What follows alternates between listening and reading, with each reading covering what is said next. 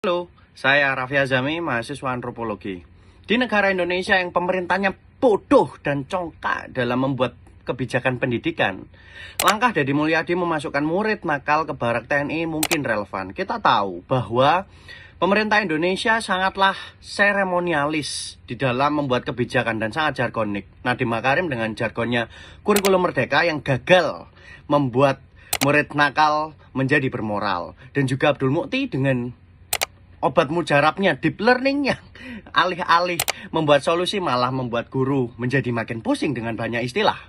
KPAI juga begitu, dia kontra ke Deddy tapi gak menawarkan apa-apa, munafik, tolol. Kemudian datanglah sang pemberani bernama Deddy, anjay. Deddy datang sebagai orang yang membawa politik ketakutan. Oke, ini murid nakal masuk barak TNI pun baru-baru ini murid pintar juga hendak dimasukkan. Pertanyaannya, lalu gimana murid yang gak nakal dan gak pintar? Aku gak masuk barak dong. Gak perlu heran, Deddy adalah pengagum Prabowo yang semua masalah di muka bumi ini dianggap selesai dengan makan siang gratis, anjay. Padahal jika kita mencari riset tentang asal-usul kenakalan remaja telah banyak dilakukan, salah satunya oleh seorang antropolog bernama Hatip Abdul Qadir. Hatip menulis judulnya School Gangs of Yogyakarta, sebuah jurnal yang membahas asal-usul kenakalan remaja yang ada dalam fenomena ngeletih dan geng-geng anak SMA di Jogja.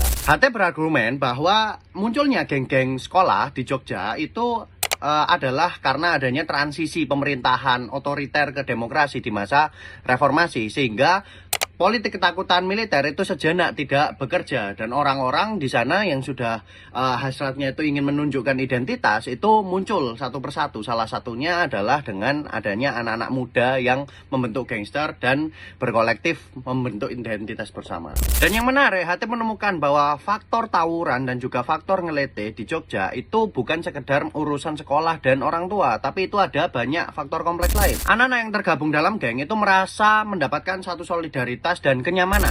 Geng-geng itu juga menjadi pelarian mereka dari tekanan akademik. Dan yang menarik, aktivitas ngelete sebagai sebuah serangan balas dendam mendadak itu mereka lakukan dalam cara mereka mengaktualisasi diri, dan kemudian nanti orang yang paling banyak ngelete ini akan menjadi gento, yaitu pimpinan sakti dari geng-geng di Jogja. Dalam konteks pembuatan kebijakan, mestinya penelitian seperti penelitian Hatip ini itu bisa menjadi sebuah referensi untuk mengetahui muara konflik atau muara dari permasalahan kenakalan remaja, lalu mengidentifikasinya satu persatu, kemudian membuat safety valve, suatu teori penanganan konflik yang dicetuskan Lewis Kosser. Dan safety valve ini bisa dilakukan melalui pedagogi di sekolah gitu, yang mana ini spesifik untuk mengakomodasi solidaritas tadi lah, atau membuat pikiran kritis lah, atau membuat tekanan akademik itu tidak menekan berlebihan. Namun kita tahu bahwa kenakalan remaja di tiap daerah itu memiliki kompleksitas gitu ya. Di Madiun ada pencaksilat, terus ada juga di Malang ada supporter, ada Malang City Hardcore dan seterusnya. Nah ini makanya harus dietnografi satu-satu lewat dinas pendidikan terkait,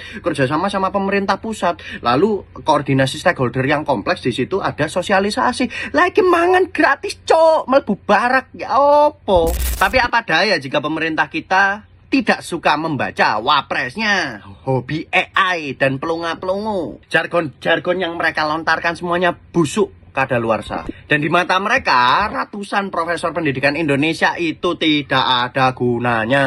Dan inilah wajah pendidikan kita, diisi oleh orang-orang yang congkak dan tumpul. Deddy, ya jelas dia juga tumpul, tapi bedanya Deddy lebih berani daripada orang-orang lainnya.